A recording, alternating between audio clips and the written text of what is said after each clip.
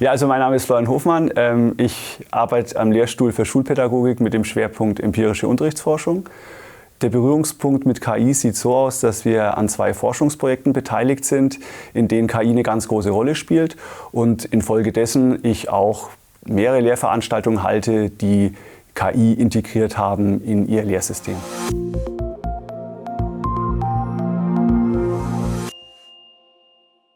Also in dem PetraKIP-Projekt geht es darum, dass man versucht, ein Portfolio zu generieren, das den Studierenden Rückmeldungen zu ihrer Arbeit liefert. Und das sieht ganz konkret so aus, dass die beispielsweise Reflexionen anfertigen sollen und entsprechend Rückmeldungen von der KI bekommen, ob sie jetzt eine gelungene Reflexion geschrieben haben, was sie richtig gemacht haben, was sie falsch gemacht haben. Und im Idealfall, so ein kleiner Ausblick, geht es also auch noch darüber hinaus, dass es auch wie so ein Prompting-System gibt, bei denen also bei anderen Arbeitsaufträgen die KI entsprechend Hilfestellungen leistet und die nicht nur von den Studierenden direkt angefordert wird, sondern die KI selber erkennt, wann Studierende Schwierigkeiten haben in einem Arbeitsprozess und dann eben unterstützend hilft. Und das ist also integriert in so ein komplettes Portfolio, das die Studierenden als Studienleistung innerhalb dieses Seminars absolvieren.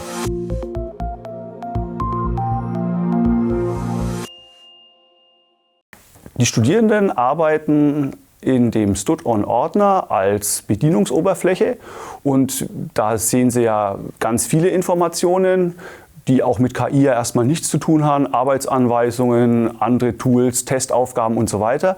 Und im Bereich dieser Reflexionen bekommen die eben in diesem Tool dann die KI-Rückmeldungen und sehen aber damit durch das System erstmal nicht, dass es sich um eine KI-Rückmeldung handelt. Aber sie wissen natürlich, dass es eine KI-Rückmeldung ist. Das ist ja allein schon Stichwort Ethikkommission und so gar nicht anders tragbar. Also die wissen, dass sie entsprechend hier so eine Rückmeldung erhalten. Aber die haben keinen direkten Kontakt jetzt zu einem Chatbot, bei dem sie also dann entsprechend auch die Ausgabe ja manchmal erst so aufarbeiten müssten, dass sie damit arbeiten können. Die bekommen sie schon gestellt in diesem Stud-on-System.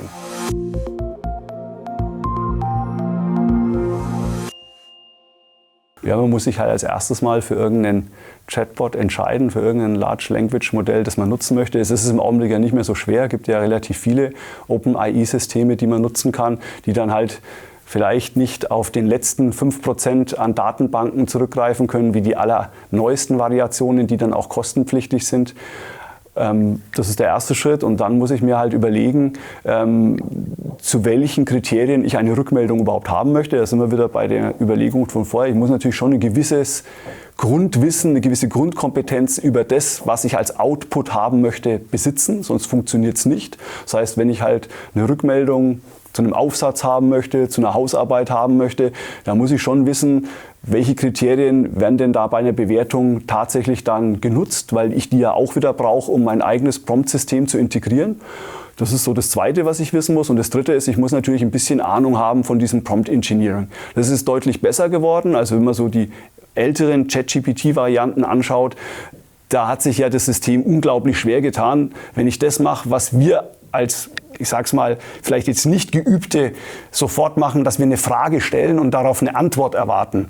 Und ChatGPT setzt ja zum Beispiel Texte einfach nur fort. Das heißt, da war es also so, da musste man explizit darauf achten, dass ich also keine Frage am besten generiere, sondern den Text anfange mit Kontext und so weiter. Das ist ein bisschen anders geworden, weil ChatGPT jetzt quasi nochmal so einen internen zweiten Schritt macht und aus dieser Frage für sich selber wie so einen Textanfang generiert und das dann umsetzt. Aber trotzdem ist es natürlich so, je mehr Ahnung ich davon habe, wie so ein Prompt aussehen muss, desto besser ist der Output und desto spezifischer ist auch der Output. Und das ist dann damit die nächste Kompetenz, die ich eigentlich haben muss, wenn ich eine ordentliche Rückmeldung haben möchte.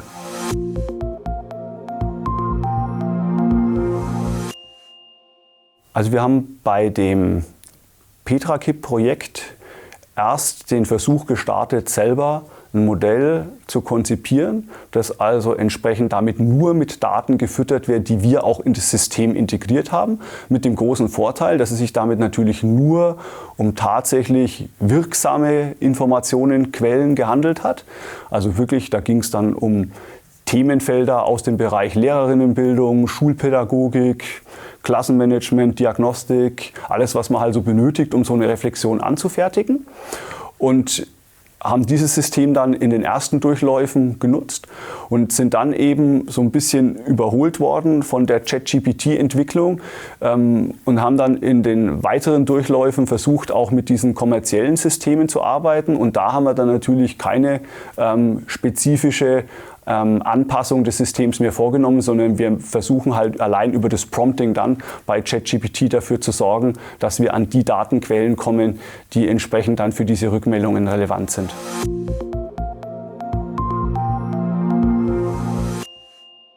Das ist ja auch allein, wenn man jetzt sieht, das versucht ja die FAU durch ihr eigenes System da, durch diese Schnittstelle schon zu generieren, dass man diese verschiedenen Chaträume anwählen kann, die dann entsprechend ja auch so einen halbgeschlossenen Raum darstellen.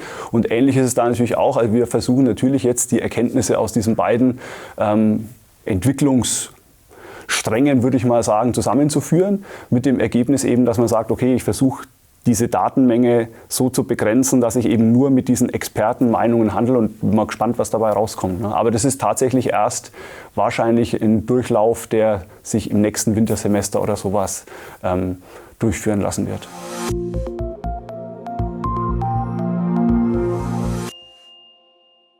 Im Augenblick sieht es so aus, dass wenn die Studierenden die Rückmeldungen durch die KI bekommen haben, erstmal keinen weiteren KI-Kontakt in dem Seminar haben. Aber es geht dann natürlich in die Phase, dass sie sich damit auseinandersetzen, auch ob diese Rückmeldung entsprechend sinnvoll war, ob sie nicht sinnvoll war, ob sie lernwirksam war oder nicht. Und wir vergleichen diese Rückmeldungen ja auch mit traditionellen menschlichen Rückmeldungen und wollen natürlich auch herausfinden, inwiefern tatsächlich so eine KI-Rückmeldung ersetzen kann, was normalerweise ein Dozierender macht oder wahrscheinlicher formuliert, bis zu welcher Ebene möglicherweise so ein KI-System kommt, welche Fragen offen bleiben, bei welchen Kriterien möglicherweise die KI noch, muss man wahrscheinlich sagen, Schwierigkeiten besitzt und wo nicht. Und diese Evaluation, die geht natürlich auch von den Studierenden aus, weil die natürlich ihre Erfahrungen mit dem System uns rückmelden und die natürlich auch einschätzen, ob die Rückmeldung jetzt sinnvoll war, ob sie nicht sinnvoll war. Und die kriegen im Normalfall auch immer einmal eine menschliche und einmal eine solche KI-Rückmeldung. Und dann können sie auch selber einschätzen, was hat mir jetzt mehr gebracht, was hat mir nicht mehr gebracht.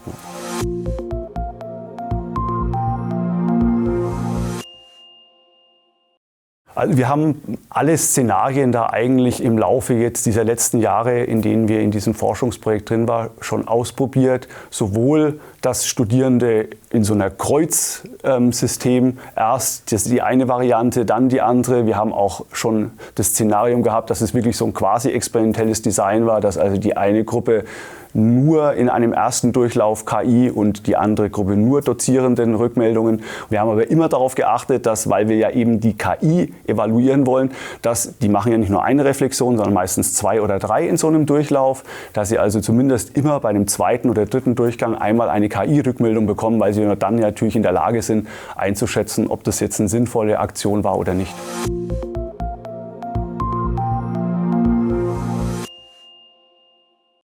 Wenn man komprimieren möchte, was rauskommt, vor allem Vergleich Mensch-KI, kann man sagen, dass also im ersten Schritt Rückmeldungen prinzipiell hilfreich sind. Das heißt, auch die KI-Rückmeldungen sorgen dafür, dass sich die Fähigkeit, so eine Reflexion zu erstellen, erhöht im Vergleich dazu, dass man das nicht offeriert.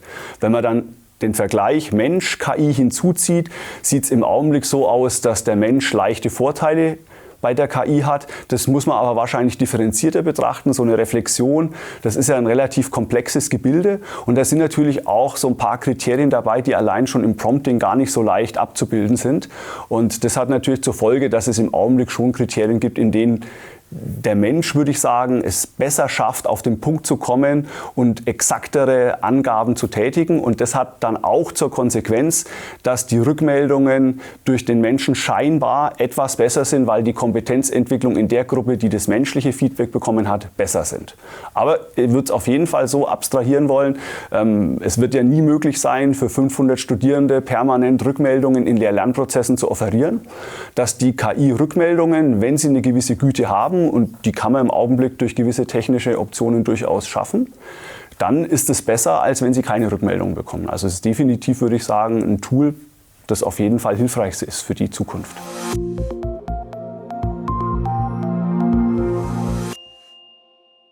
Es gibt gewisse Kriterien, die sehr vielschichtig sind im Bereich dieser Reflexionen. Da spricht man immer so von Multiperspektivität. Also da geht es darum, ob ein Lernender in der Lage ist, aus verschiedenen Blickwinkeln einen Sachverhalt zu beschreiben, zu analysieren, auszuwerten und diese Erkenntnisse am besten auch noch miteinander verknüpfen kann. Und diese Rückmeldung muss er dann entsprechend auch anbieten, ob diese Perspektiven nicht nur da sind, das schafft die KI zum Beispiel schon recht gut, sondern dann aber diese Verknüpfungen zwischen diesen Gesichtspunkten herzubekommen. Und wo im Augenblick der Mensch auch deutlich besser ist, wenn man nicht nur dieses Feedback, sondern auch Feedforward, also was muss ich vielleicht tun, um möglicherweise beim nächsten Mal Fehler möchte ich nicht sagen, aber eine Schwäche in so einer Reflexion zu verbessern, da sind definitiv auch die Menschen im Augenblick besser. Ich glaube allein, weil die Perspektive halt weiter ist, weil sie mehr Optionen haben. Aber ich könnte mir gut vorstellen, dass sich da in der nächsten Zeit auch was ändert. Man muss ja auch immer so ein bisschen überlegen, was kann die KI und warum kann sie es? Allein in dem Bereich Reflexionen in der Lehrerinnenbildung, da gibt es aus Fachperspektive heraus schon recht viel im Netz. Aber wenn man natürlich jetzt prinzipiell beachtet, was da vielleicht so der Thematik schlummert auf diversen Seiten, ist es natürlich relativ wenig. Ja. Und dementsprechend ist die KI da natürlich auch manchmal an ihre Grenzen, um überhaupt auf Quellen zurückzugreifen.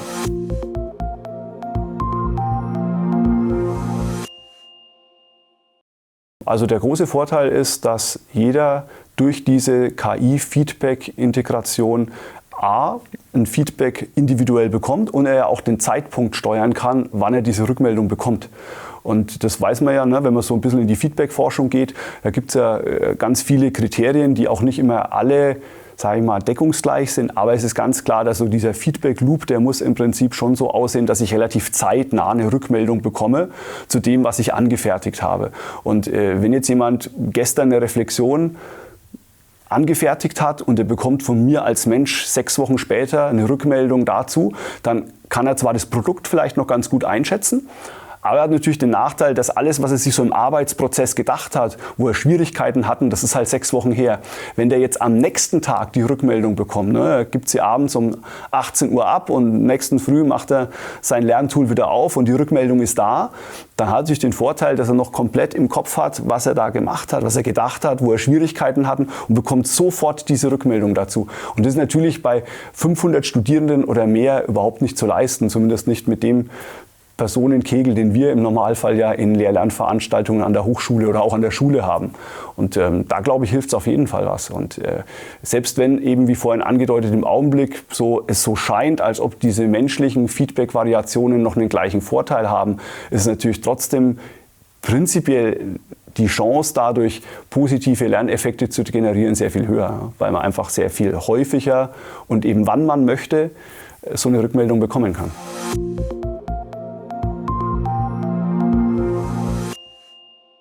Also prinzipiell, glaube ich, muss man natürlich darauf achten, dass wenn man die KI im Augenblick sinnvoll nutzen will, dass das Prompting natürlich davor schon relativ gut und ausgedacht sein muss, um entsprechend Ergebnisse zu generieren. Das kann ich also in unserem Projekt auch belegen. Wir haben da am Anfang, wie wahrscheinlich alle in diesem experimentellen Stadium, probiert, wie das aussehen muss, was man auch bei den unterschiedlichen Systemen vielleicht für ein Prompting nutzen muss. Und bei ChatGPT ist es ja bekannt, dass im Prinzip so ein Kontext geschaffen werden muss und auch so Zielgruppen, Formate, Textgruppen und so weiter vorher definiert werden müssen. Und das trifft natürlich dann auch beim Feedback zu. Ich muss mir überlegen, wie der Output genau aussehen soll. Wie lang soll der sein? In welcher Sprache soll der verfasst sein? Welche Kriterien soll der aufnehmen? In welcher Reihenfolge sollen die erscheinen? Und das muss ich vorher natürlich generieren. Und wenn ich das nicht mache, also wenn ich da eine relativ vage Aufforderung starte, dann bekommen die ein Feedback, das sich auch meistens, muss man wirklich sagen, mittlerweile sprachlich recht gut anhört. Da fehlen aber dann tatsächlich so die tieferen Gedankengänge einfach. Und wenn man das berücksichtigt, dann, wie gesagt, dann haben wir also festgestellt, dann kommen da durchaus sinnvolle Rückmeldungen raus, die auch definitiv helfen können, diese Fähigkeit zu reflektieren, verbessern. Mit dem Zusatz, dass es im Augenblick da so aussieht, als ob der Mensch das noch ein klein wenig besser kann.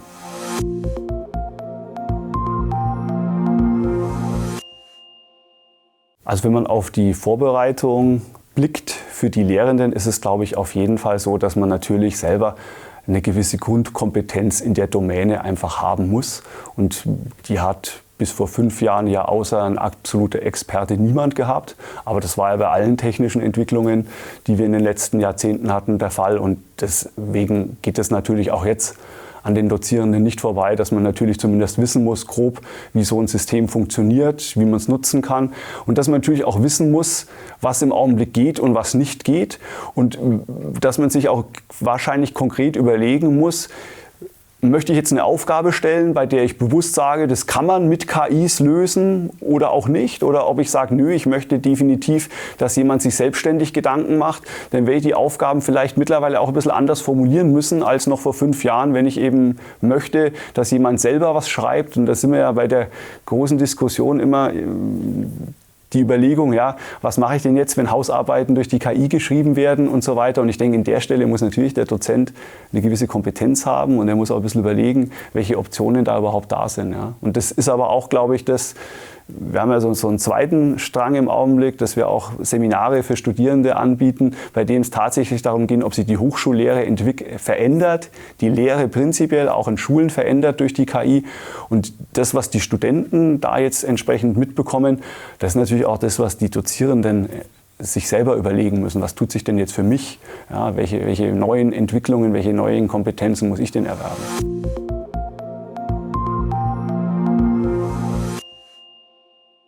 Also was ja ganz viele wieder machen, aber ich glaube, die FAU ist noch nicht da entsprechend nachgezogen, bin noch nicht sicher, ob das sinnvoll ist. Aber es gibt ja viele Hochschulen, die tatsächlich wieder zu vielen mündlichen Prüfungsformaten zurückkehren oder tatsächlich Prüfungen in der Präsenzzeit, also weggehen von Seminararbeiten, Hausarbeiten und ähnlichen Geschichten und dann tatsächlich halt 2 Stunden in einem geschlossenen Raum irgendeine Klausur schreiben lassen, um eben dem aus dem Weg zu gehen, dass die KI Einfluss nehmen kann. Ob das jetzt der Weg für die Zukunft ist, das weiß ich nicht, aber ich glaube, dass es natürlich schon Aufgaben gibt, die KI nicht erledigen kann. Und wenn man mal so ein bisschen tatsächlich konstruktiv überlegt, was Stand heute die KI kann, dann kann sie Texte generieren als Fortsetzung und also wenn man mal so schaut, was so die Erkenntnisse sind, die KI schafft es im Augenblick ja, so man sagt immer so ein durchschnittliches Niveau zu generieren und die offeriert Aussagen, die vor allem den Mainstream in irgendeiner Art und Weise bedienen. Und damit sieht man natürlich auch, in welchen Bereichen die KI sehr gut einsetzbar ist und in welchen Bereichen eher nicht. Also ich bin mir relativ sicher, dass es sehr spezifische Themenfelder geben wird. Wenn man überlegt, auf welche Quellen die KI da möglicherweise auch in Anführungszeichen nur zurückgreifen kann, dann sind solche Aufgaben wahrscheinlich schon allein aufgrund der Bezeichnung oftmals dann schwierig zu lösen. Und ich muss mich halt vielleicht dann eher in diese Felder begeben. Und ich würde es aber vielleicht gar nicht ganz so kritisch sehen. Ich finde, dass die Möglichkeit, KI zu nutzen bei einer Hausarbeit, die würde ich persönlich jetzt gar nicht als negativ sehen, weil ich tatsächlich ja weiß, was ChatGPT beispielsweise da leisten kann. Und das wäre jetzt bei dem, was wir im Augenblick bewerten, wahrscheinlich nicht automatisch ein Einser, was da rauskommt. Und solche Hilfsmittel gab es aber schon immer. Also als ich studiert habe, gab es nicht mal ein OPAC-System, das einem geholfen hat, ein Buch zu finden, sondern da gab es einen Zettelkatalog. Und da war man stolz, wenn man am Ende des Tages ein Buch gefunden hat in der Bibliothek, das zur Hausarbeit gepasst hat. Ja, 20 Jahre später konnte ich mit dem OPAC suchen. Heute kann ich, wenn ich allein über die FAU ins Netz gehe, ganz viele verschiedene Datenbanken anzapfen und habe innerhalb von einer halben Stunde einen ganzen Katalog an optionalen Büchern, die ich einsetzen kann. Und der nächste Schritt ist halt jetzt vielleicht das technische Hilfsmittel der KI. Und wir haben immer diese technischen Entwicklungen mitgenommen. Und ich denke, es geht also vielmehr darum, dass ein Student ja, wenn er tatsächlich die KI sehr gut nutzen will, also wirklich für ein Niveau, dass eine ordentliche universitäre Arbeit rauskommt, da muss er schon auch im Prompting sehr gut sein. Und dafür muss er eigentlich schon wieder relativ viel Sachverstand haben, um entsprechend die Kriterien so festzulegen, dass ein Ergebnis rauskommt, das auch vom Dozent, ja, das hat die Tiefe. Und da bin ich mir gar nicht so sicher im Augenblick, wir haben das auch tatsächlich mal so ein bisschen probiert, ob er weniger zeitlichen Aufwand dann investieren muss, um dieses Prompting zu gestalten mit dem Hintergrundwissen oder ob er in der Zeit nicht die 10 Seiten auch geschrieben hätte. Also deswegen sehe ich das gar nicht so kritisch, weil wenn ich jetzt als Dozent dahinter stehe, ich möchte, dass sich jemand mit einem Thema beschäftigt, und entsprechend eine gewisse Kompetenz aufbaut, dann würde ich im Augenblick sagen, braucht er ganz viel Kompetenz auch allein, um das Prompting gut zu generieren. Und da hat er halt eine andere Umsetzung gehabt, aber er hat sich trotzdem zwangsweise mit der Thematik beschäftigen müssen. Deswegen sehe ich das also jetzt vielleicht nicht ganz so kritisch wie einige im Augenblick.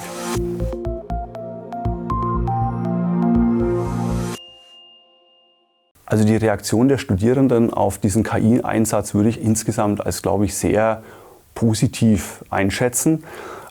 Ich glaube, dass wir uns da vielleicht im Vorfeld auch nicht nur aufgrund der Vorgaben durch die Ethikkommission viel zu viel Gedanken gemacht haben, weil wir gedacht haben, ja, wie reagieren die Studenten darauf? Also ich habe eigentlich eher das Gefühl gehabt, die fanden das als sehr bereichernd, auch mal was Neues, es tut sich was. Und auch in der Lehrerinnenbildung, die immer so ein bisschen anhaftend hat, dass sie da zurückhängen würde, technischen Entwicklungen nicht aufnehmen würden. Also die fanden das, glaube ich, immer als sehr interessant. Und wir haben auch prinzipiell immer das Feedback bekommen, dass sie es gut finden, dass sowas integriert wird. Und man muss ja dazu sagen, die Evaluation dann dieses Projekts, die ist ja freiwillig. Also der Student wird ja nicht gezwungen, seine Meinung dazu abzugeben, wie er das jetzt fand. Und wer so weiß, wie die prinzipiellen Rücklaufzahlen aussehen bei den Evaluationen am Ende, bei den Lehrveranstaltungen, ich glaube, die liegen bei 3 oder 4%, das ist ja sehr gering. Und wir haben eigentlich einen Rücklauf davon über 80% bei diesen Evaluationen. Und das zeigt, glaube ich, schon, dass die Studierenden schon Interesse daran haben und auch rückmelden wollen, was funktioniert und was nicht funktioniert. Und nachdem wir auch Seminare haben, das ist so ein Modul, das besteht aus einer Vorlesung und Seminaren. Und in den Seminaren ist es also sehr häufig so, dass die Studenten sich darüber unterhalten wollen, was sie gerade gemacht haben, was zurückgekommen ist, weil sie natürlich auch überlegen, was das vielleicht in ein paar Jahren bedeutet, wenn sie selber an der Schule sind. Also ich habe den Eindruck, dass die Studierenden das sehr positiv aufnehmen.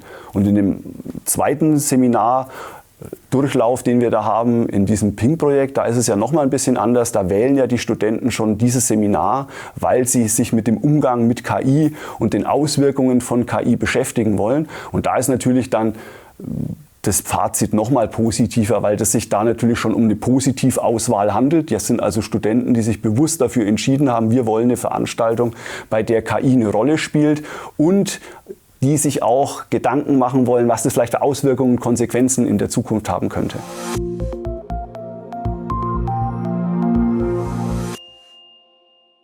Also was fast alle Studenten gerne haben möchten, ist das Verständnis, was die KI tatsächlich kann und nicht kann, was ja gar nicht in allen Veranstaltungen erstmal das Primärziel von uns aus war. Und wir haben also in nahezu allen Veranstaltungen, vor allem jetzt in diesem Ping-Seminar, damit integriert, dass sie so ein Grundmuster bekommen, wie so ein Prompting, so ein Prompt Engineering überhaupt funktioniert, was man da eingeben muss. Und das empfinden sie natürlich als sehr positiv, weil viele zwar immer hören, die KI kann das und das, aber selber eben ja gar nicht in der Lage sind, das dann tatsächlich einzusetzen oder überhaupt auszuprobieren. Wird ein bisschen besser, gibt ja jetzt viele auch so Prompt-Bibliotheken, die man nutzen kann, aber das war ja lange Zeit eben nicht vorhanden und das kommt auf jeden Fall gut an, weil sie das ausprobieren können. Und wir haben in den neueren Seminaren jetzt, in denen wir das also integrieren, da haben sie ja dann die Möglichkeit, auch mit verschiedenen solchen Chatbots zu arbeiten. Und die probieren auch natürlich selber mal so ein bisschen aus, ja, wie weit komme ich denn? Welches System ist denn vielleicht für eine wissenschaftliche Recherche besser geeignet als ein anderes? Und das ist so, glaube ich, dass der Punkt, also selber Kompetenz aufzubauen, mit KI zu arbeiten, ist so der Punkt, der, glaube ich, bei der Evaluation an erster Stelle steht.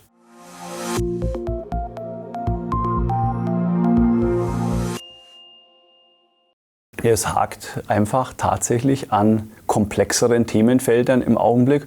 Und ich würde auch sagen, dass natürlich eine tatsächlich richtig wissenschaftliche Arbeit augenblicklich mit den zugänglichen Chatbots nicht zu erstellen ist. Also allein wenn man sieht, ChatGPT ist nicht stabil, was den Output angeht. Da kommen auch im Normalfall ja keine Quellen, selbst wenn ich im Prompt dann nach Quellen und Angaben verlange. Wir haben das also auch geprüft. Da kommen auch fiktive Quellen raus. Da stimmt dann zwar ab und zu mal der Autor, aber da gibt es Titel, die kennt man gar nicht. Manches fällt einem wirklich dann auch sofort auf, wenn man halt ein Themenfeld nimmt, bei dem man weiß, da bin ich jetzt fachlich sehr fit, da kenne ich die einschlägige Literatur und selbst wenn man dann ein bisschen recherchiert, das funktioniert im Augenblick noch nicht so, dass man sagen kann, ich kann mir dann einen wirklich wissenschaftlichen Text schreiben lassen, der hört sich zwar meist recht gut an, aber das, was da drin steht und auch was an Belegen da ist, Das ist also sehr häufig. Das ist dann zwar witzig, finde ich, wenn man da mit beispielsweise eben ChatGPT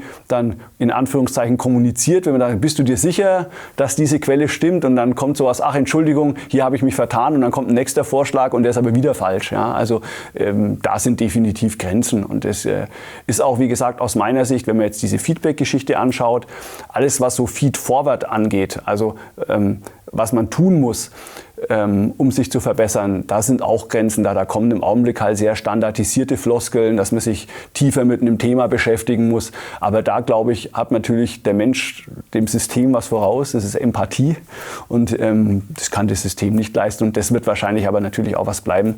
Das ist halt einfach der Unterschied zwischen Mensch und Technik. Ja. Und dafür wird es wahrscheinlich irgendwann mal so sein, wenn man eben weiß, auf welche Quellen man zurückgreift, wenn man diese Fehleranfälligkeit ausschließen kann, weil man eben vorher definiert, welche Quellen überhaupt genutzt werden, wird es wahrscheinlich irgendwann mal so sein, dass da weniger Fehler drin sein können als beim Menschen. Aber im Augenblick würde ich sagen, ist es definitiv so, ich muss wissen, dass da Fehler drin sein können. Ich muss wissen, dass es allein auch für eine Recherche würde ich jetzt tatsächlich auch heute noch eher auf Google zurückgreifen als auf ein KI-System, weil eben da zwar mir nur ein Angebot gemacht wird, wo ich etwas finde, aber ja noch nicht diese Verknüpfung stattfindet und ich überlegen muss, welche dieser Aussagen jetzt tatsächlich wahr sind, wo entsprechend solche Verknüpfungen stattgefunden haben, ob die Quelle, die dabei steht, auch tatsächlich die echte Quelle ist. Und das ist definitiv im Augenblick, würde ich sagen, die ganz große Grenze. Das ist auch klar, denke ich, wenn man jetzt spezifischere Chaträume definiert. Das haben wir ja vorhin auch schon mal angerissen, dann wird es mit Sicherheit besser werden. Ne? Aber im Augenblick muss man ja sagen, wenn man so auf die Lehr-Lernforschung schaut, ein Studierender, ein Schüler, eine Schülerin, die wird in erster Linie auf die kommerziellen Großanbieter zurückgreifen. Und definitiv kann man also sagen, wenn man halt jetzt einfach so ChatGPT nutzt, selbst wenn man ein bisschen Wissen hat, wenn man ein bisschen beim Prompt agieren kann, werde ich den Output nicht 1:1 als Ergebnis nehmen können.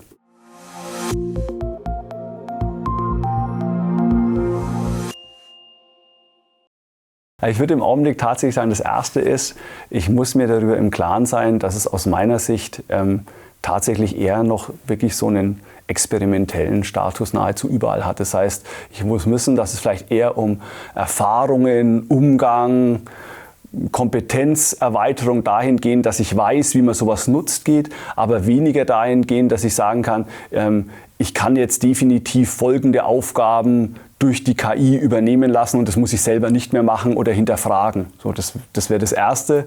Und das Zweite, ich muss natürlich überlegen, welches Ziel ich vielleicht habe, in welchen Bereichen ich die KI überhaupt einsetzen möchte.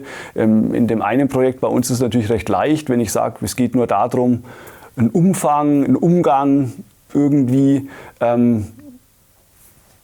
bei den Schülerinnen und Schülern oder jetzt bei uns bei den Studierenden anzuleiten, dann ist das recht leicht. Wenn ich aber natürlich sage, ich bin in irgendeiner anderen Domäne und ich habe das Ziel, ich möchte folgende Quellen prüfen, Daten und so weiter, da wird die KI nicht möglich sein.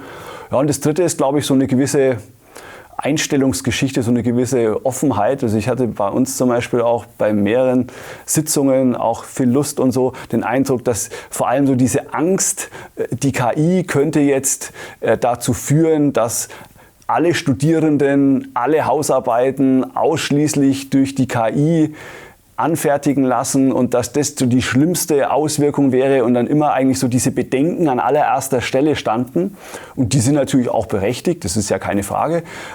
Ich würde es aber genau andersrum sehen. Da würde ich schon eher erstmal so den positiven Effekt vielleicht sehen wollen. So was bringt uns denn das? Welche Vorteile haben wir dadurch? Und das ist, glaube ich, so die Einstellung, die ich dann schon auch vielleicht mitbringen sollte. Dass ich sage, okay, wir haben was Neues, wir probieren es mal aus, wir sind da offen und wo es uns hinführt, weiß im Augenblick keiner. Aber lassen wir uns doch einfach mal drauf ein und schauen mal, was passiert.